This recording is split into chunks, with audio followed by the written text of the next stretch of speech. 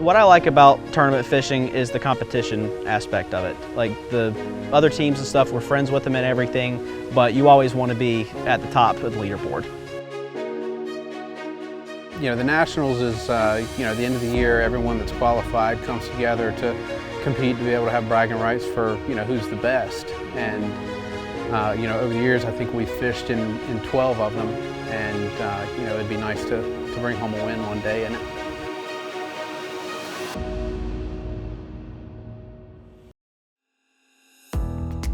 You know, you can be as good as you can possibly be. You can have the best bait that you can possibly have, pull it out there, possibly in front of a fish, and they decide not to eat.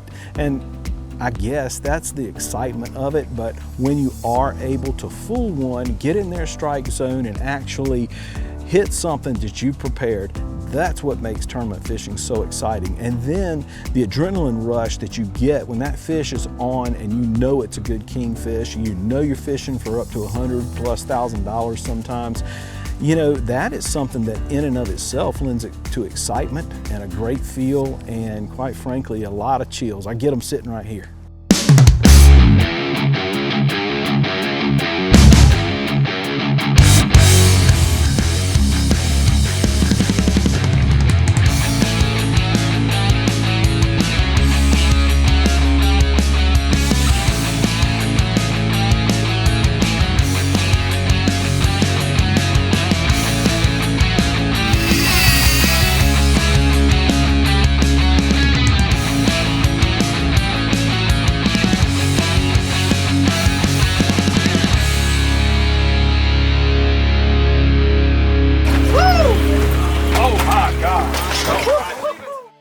You know, liquid fire, that started, you know, really it started with my mom and dad developing a hot sauce for many years. And it was pretty cool that the first boat that I ever got was a 25 contender.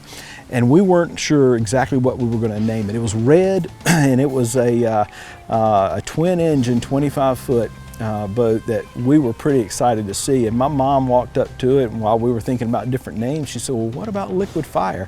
And you know, and it just stuck. It made sense for that first boat. I love red. I'm a North Carolina State alumni, and you know, it just fit.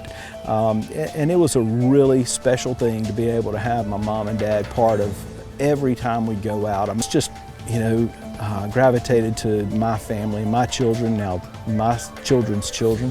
And, you know, and I got to tell you, Audrey being part of it, and just, you know, it's just been a special opportunity for us and keeps us together for, you know, for almost 20 years on something that's pretty neat. The boys still want the old man around sometimes. I don't know if they want him around, but I can't help myself but be around.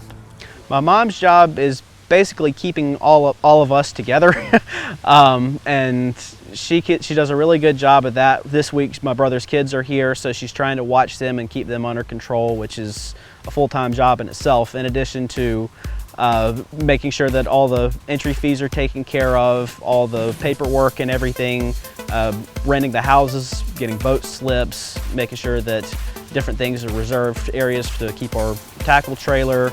So she does a lot more than people realize, and it's kind of hard to explain to people how big of a part of the team she is. She knows everything that we need.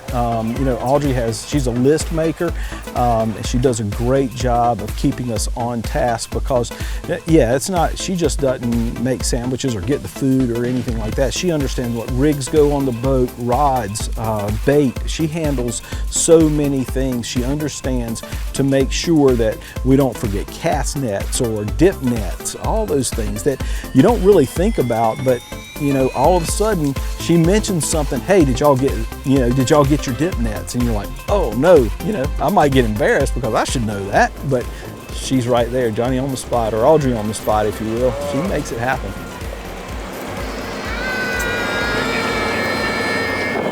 Been working on, you know, catching bait all week. Hopefully the water stays good and it'll live so that we don't have to, you know, buy bait or rely on bait from someone else. We'll have it ready to go morning of and just go straight to our fishing spot. We're going to try to get about probably 6 dozen total for the actual tournament. You know, that way we can split them maybe 3 dozen each day, something like that. And then pre-fishing, obviously we're coming out here today. We're going to fish a little bit. There, try to fish a little bit. There we go. And oh, nice ones too, the stringers.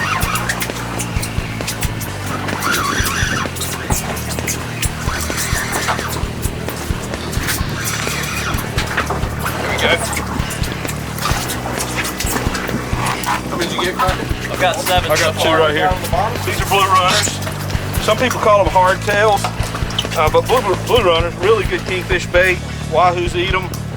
We've had big mahi eat one, and anyway, fantastic bait, very hardy. A lot of fun to catch too. Right.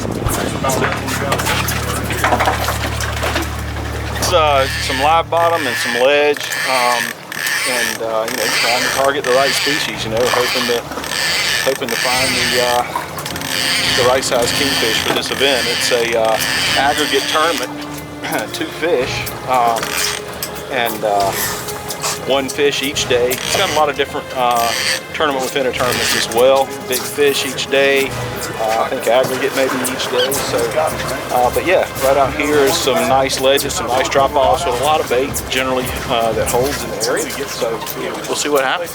During a tournament, it's a little bit different than pre-fishing. Pre-fishing, you can kind of take your time and have fun and do different kinds of fishing. If you hook up to something else like a sailfish, you can take your time and fight it. But during a tournament, you have to be aware that the clock's ticking and you've only got a certain amount of time in the day. And if you're in a bunch of small fish, you gotta usually tighten the drag down and get them to the boat as fast as you can. And if you've got something that you know for certain is not a king, basically lock the drag down and either it comes to your boat or you break it off. So I had a big shark that hit a ribbon fish on the downrigger that I fought for quite a while. Now that one, after you get to a certain point in the fight and you start to put enough pressure on it, then you can tell how heavy the fish is, and there's no way that it can be a king at a certain point. But I wanted to get it to the boat just to prove that I could.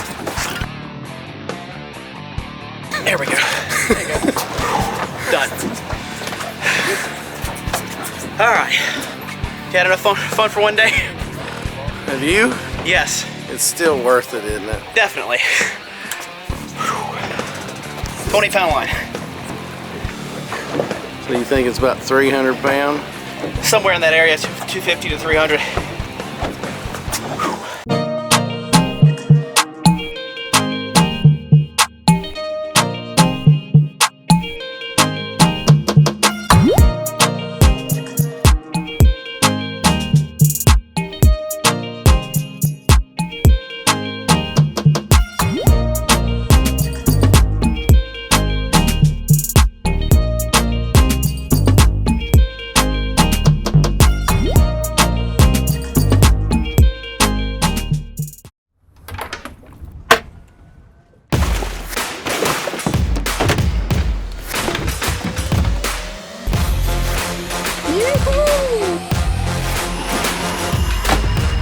What's my secret?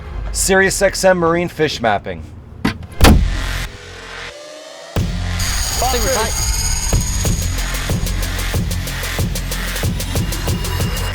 The secret's out. Try SiriusXM Marine Fish Mapping today. Taco Marine's Troll the Edge is brought to you by Taco Marine, Troll the Edge. Ameritrail. Load, launch, relax. Andros Boat Works, the chosen boat for liquid fire fishing. Over the years, we've lost a lot of money on fish that we've seen, and we've had sky or something happens, they bite through a leader. These fish have powerful jaws, strong jaws. There's a lot of things that happen out there. We try to catch fish fast. We get on them as quickly as we can. We try to get them to the boat as quickly as we can, because the longer in the water, the more bad things that can happen. You fish in small hooks, small leader, small mono. There's a lot of things that can happen. And when you get these huge fish like we've had this year, the opportunity to have something bad happen is there. On? Yeah. Look, big old spanish.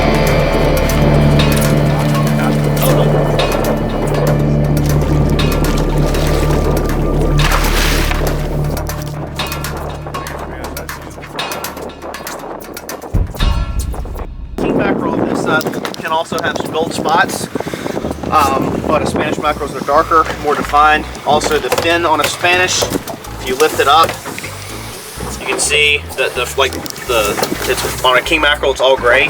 On a Spanish it's black and white. Also on a king mackerel the lateral line drop, it's more it's a little bit harder right here. It'll kind of come down like that. Spanish mackerel it's a little bit more even like that. You know, the bite was really pretty good for us, and we caught a lot of small fish, you know, anything from 12 up to about 20 pounds, but we caught a bunch and they were all eaten deep. Every bite we had was on a Bait Masters ribbon fish, and I tell you, it was really throughout the entire water column, down 120 up to about 75 feet. That's where they were really feeding, and we were trying different depths, and we finally caught a couple of good fish, but I tell you, the small ones were thick, and the sharks were bad. Yeah, it was nice to hear it take off the reel stream that way. One in gear. Fort Pierce is a location that we've fished for quite a few years, since I think 2005 was the first year that we fished it. And in that period of time, we've located quite a few areas that will hold fish at different times of the year. We knew where some fish were, which is where we ended up fishing during the tournament, but there were a lot of sharks there, and we knew that there were going to be a bunch of boats. So we tried everything we could, using all of our electronics to locate new ledges and spots to try to find a different area where some fish were holding. We found a couple during the week, but nothing as consistent as the ledge where we ended up fishing. Oh yeah, look at those teeth marks. That was a king. That was a king. You can tell by the spacing. Yeah, that's a nice. Yeah, we lost kingfish teeth right here. Nice, clean, sharp teeth. Oh well. Come on. Spin left. Spin.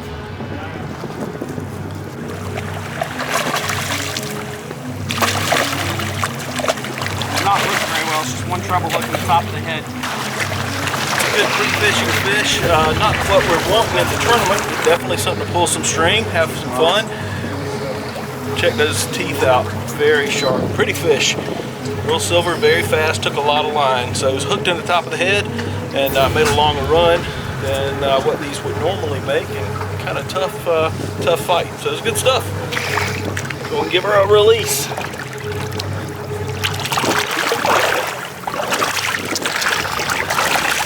There she goes. Finally caught a fish. Took us pretty much all day. Bite's been really slow, but finally found something. Missed several bites earlier today. Hopefully we'll find something before the tournament that's worth weighing in.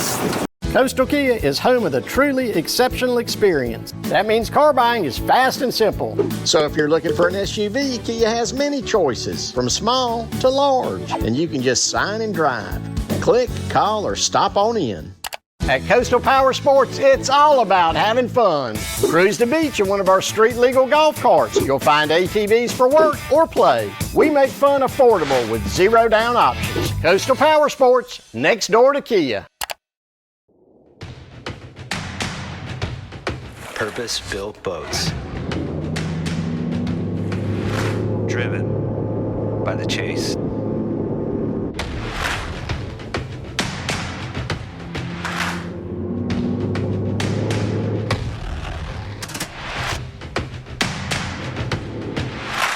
Designed to go anywhere and do anything.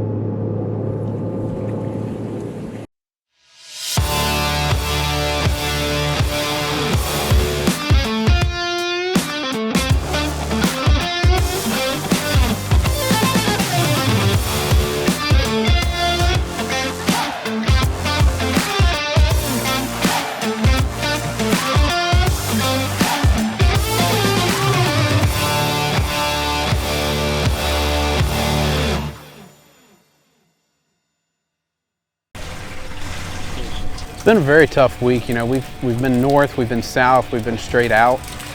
You know, fortunately we were able to catch bait pretty easily early on, but you know, locating kingfish since then, they've been a little bit spotty.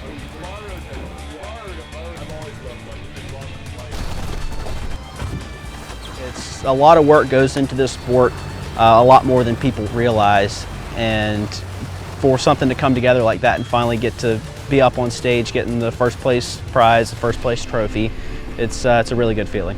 Holds a lot of fish out here a lot of times, so you know, you're going to see a lot of tournament boats here today. A lot of people have heard that there's some fish here, and it's been pretty slow fishing up north a little bit. So it's a pretty good go-to spot right here. A lot of boats fish out this way, and you hate to fish around a big crowd, but sometimes you got to go where you think the fish are and where you've heard good reports from. This one's going to be at about 70 feet. We got another one on the other side down about 90. So we're going to fish deep, see what we can come up with, see if they're down. We'll try the water column throughout the day though.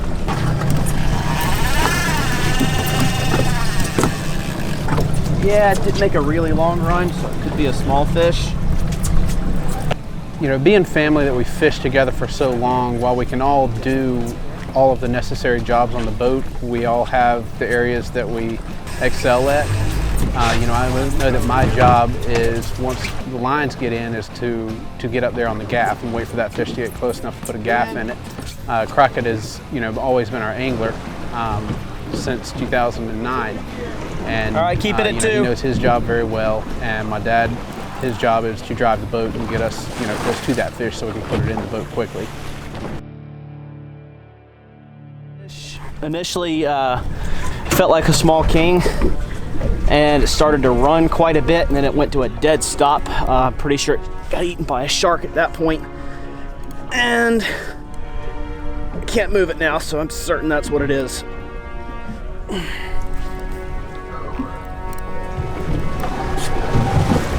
There we go.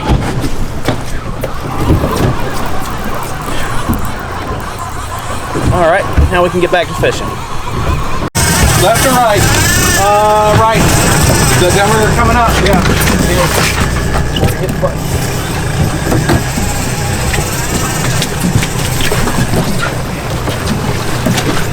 This one first. Another one on the other side, Josh. There's a gunnel.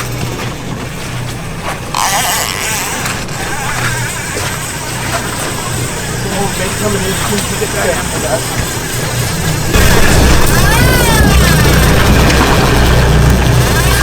Alright, to the right.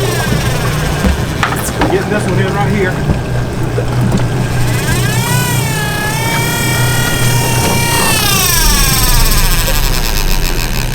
Made a really good run. I just adjusted the downrigger a little bit. As soon as I did, it hit.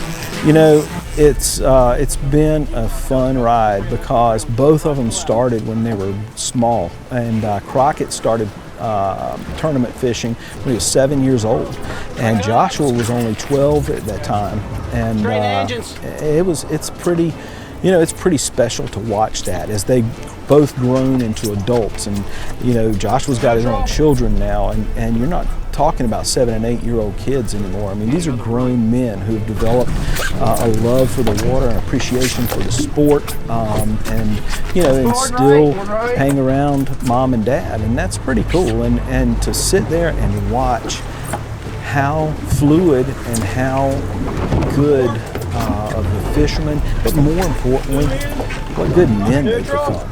You know, it's pretty special to watch them as brothers too, and you know, watching them, they're best friends, and it is a proud moment.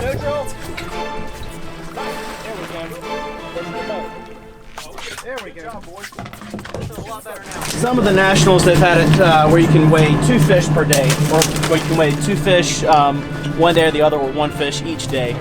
This year they're making it where you have to weigh 1 each day. That way it makes it a little bit more fair. Have to be a little more consistent in case somebody runs across 2 big fish. Luckily one day, I have to back it up the second day this year. I ate a ribbon fish 110 feet down. It was at 80 feet, and I adjusted it. Pretty much immediately after I adjusted it is when the fish ate the bait. For more than 36 years, Ameritrail has manufactured trailers for all types of boats. Whether it's a single-axle trailer for a 16-foot skiff or a mammoth quad-axle trailer for a 50-foot-plus catamaran, Ameritrail has the knowledge, manpower, and facilities to do the job right the first time. Ameritrail prides itself when ending a great day on the water with a perfect loading trailer and a safe trip home. Ameritrail. Load, launch, relax. Taco Marine's Troll the Edge is brought to you by SiriusXM Marine for fish mapping and all of your offshore weather data. Coastal Kia, home of the truly exceptional experience. FXR, conquer the outdoors.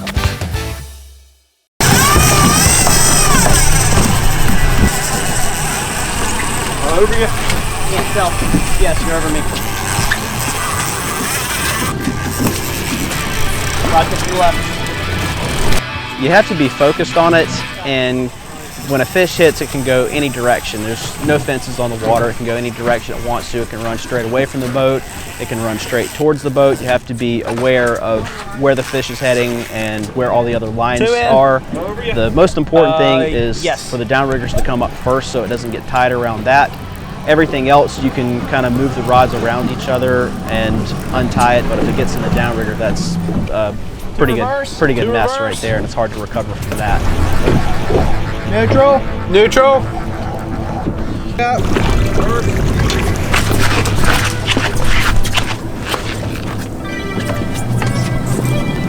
Back up.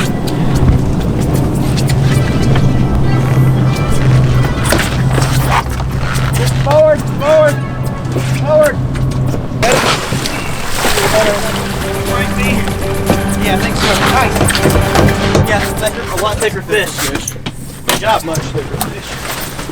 Good job. All right. 10 over 30? Yeah, that's a decent job. Whew. That was kind of interesting right there. The fish spooked, ran right at the engines, and wrapped around the downrigger ball. I was able to get it out from under it, and fortunately didn't cut the line, and got it in the fish box. We didn't get the bite that we wanted the first day. We weighed, I believe it was a 28-pound fish, which was quite a bit smaller than what everyone else was weighing. But the second day, real early in the day, we got a good bite on the downrigger on a ribbon fish, and caught a 34-pound fish that moved us way up in the standings, because the second day was a little tougher for most of the fleet. Nice, there we go. Fish in the boat. It's a pretty interesting feeling. There's not a lot of hobbies that you can do where you have an opportunity to win that much money. It's a pretty good feeling because it's not something that you can do every single time. You're going to have bad days of fishing, so when everything does come together and you bring a decent fish to the scales, it's a really good feeling. Yeah, well, I've always been proud of the team. They're probably what you would say their biggest cheerleader. I'm always, when they're out on the water, waiting for that call, waiting to find out they're going to make it to the scales, and if I can make it to wherever they are at all, I will go and get the photos of them with their fish, because I'm still just as proud as when they were fishing their first few years. We want you to join us next week as we come home to North Carolina and fish two amazing events. A lot of money on the line with the Swansboro 5-0 and the Cape Lookout Shootout.